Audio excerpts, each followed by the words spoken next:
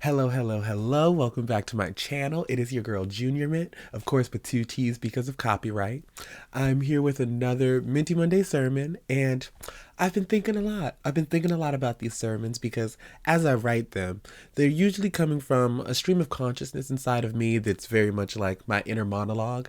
And what I've been realizing is, what do I want these sermons to be for you all? And I've realized that all of these sermons are jumping off points for you to have conversations with yourself. So, much like when you're at church, much like when you're listening to a good friend have a conversation with you, all of what I say are meant to be jumping off points for you to then say, well, okay, well, if this is something that has helped her, how can I apply this to my life? Or if this is a piece of thinking that she is just beginning to uncover and think about, how is this thinking going to uncover something in my own life?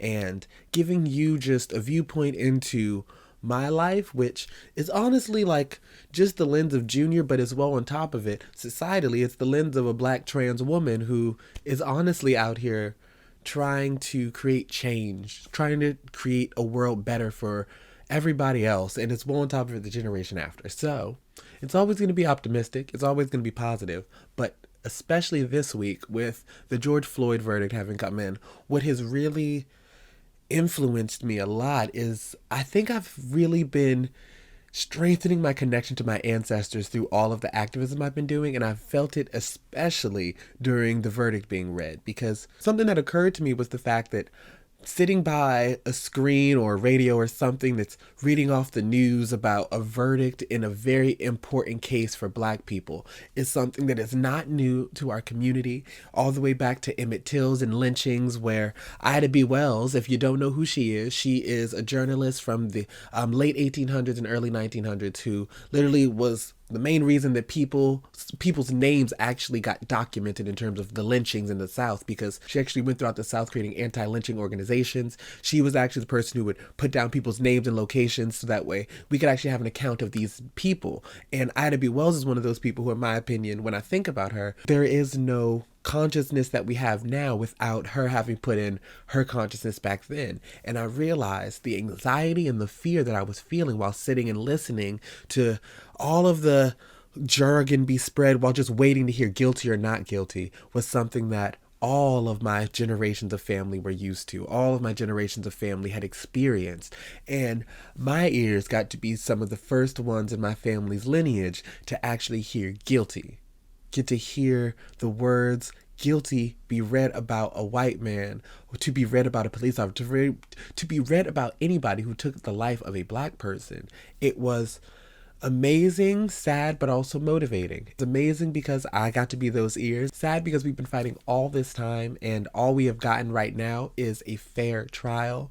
And motivated because all of that fighting got us here. So my fighting needs to be put in to get us to the point of having the system be changed. And that's part of what this message is about. So I hope that you get a taste of that, and I hope that you find a lot of jumping off points for conversations with yourself, whether it be about what your role as an activist is, or whether it be what your opinion on this verdict is and how you take your activism or your social consciousness into the next level, and how do you incorporate this event into the ways in which you think and the ways in which you navigate the world. So that sounds like a lot, but it's not really, because honestly, these should be all conversations you're having with yourself. And if not, once you start, you'll find that these are actually some of the easiest conversations to have because you have an opinion on it. You just don't actually ask yourself. So without further ado, let's hop into this sermon, okay? The guilty verdict isn't justice. It is accountability. Justice is George Floyd still walking this earth, taking his daughter to school and living his life. And that's an important distinction to make. This trial isn't about justice. It's about four murderers being held accountable for committing murder. So don't for a moment believe that any of the work to defund and abolish the police is done. The verdict is a murderer being held accountable, which is only a fraction of the problem. All of the world sat on the edge of our seats, clenched and uneasy, because we were so unsure if we were going to see if a murderer who murdered someone on film for 9 minutes would be convicted. we must remember that the conviction doesn't address the fact that not every murder is caught on film. And even when it is, it still does not assure accountability. We deserve accountability whether someone is recording it or not, whether or not police decide to testify against other cops. But all around, I don't deserve to die just for being black, just for being queer, and just for being trans. Because while we keep fighting for accountability in court, we must remember that justice would be black people not being murdered, period. Justice would be no police at all. Justice would be dismantling the prison industrial complex that replaced enslavement and still operates as a peonage system today, bitch. Justice would be reparations for the centuries of enslavement, disenfranchisement, and murder. Justice would be an end to turning black neighborhoods into prison blocks with policing. It is too easy to view this as the end of a chapter, to believe that there is a reason to take a break from the activism we've been partaking in, when the truth is, this should give us even more cause to fight. I know that I want to fight even harder because this verdict represents this racist ass system, showing you the theater of our justice system and the power that we have when we stand together to fight for accountability. Because if accountability is achievable with George Floyd, it is still achievable with Breonna Taylor, Layleen Palenko, Eric Garner, Sandra Bland, and every other black person who lost their lives at the hands of police. It may have started with this verdict, but we guarantee it will not stop there. Because I look back and remember the fear and anxiety that I felt hoping to get this to be a fair trial, and it's the anxiety my ancestors have felt in this country for centuries. This entire trial would not have occurred if it wasn't for grassroots organizations and activism, and we wouldn't have had a guilty verdict if it hadn't been for technology. The verdict may be what it should have been, but it doesn't mean that this trial was not rigged. I don't remember seeing any black people who were accused of murder still being allowed out on bail. It took national media recognition, a team of phenomenal and expensive lawyers, a grassroots movement, and a recording in order to get a conviction. Let this verdict motivate you and your activism.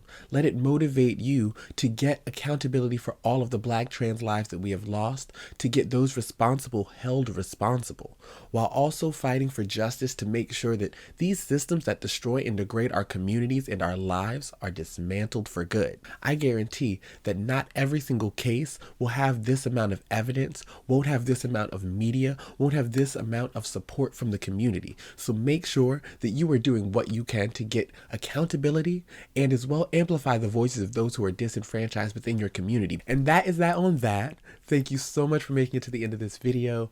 I hope that you have some wisdom and some questions to ask yourself, and as well as some questions to share with your friends and your family and your loved ones, because if there are deep, important questions you're asking yourself and deep things that you are realizing, you need to share these things, because the human experience is something that everyone is going through. We all have our own lenses and experiences that we navigate them through because of society. I navigate mine as a black trans woman, and you navigate yours as whoever you are. But what you need to do is share that wisdom, because everybody needs the wisdom. We are all trying to make it as our best, beautiful selves. And the more that you share the wisdom and the learnings that you have, the better that everyone else can learn about what this life experience is, and as well inform themselves of a different way of thinking outside of them. Okay? So share yourselves, share your bright, beautiful selves, and I will see you next week here for another video. I'm your girl, ce-mintt. Peace.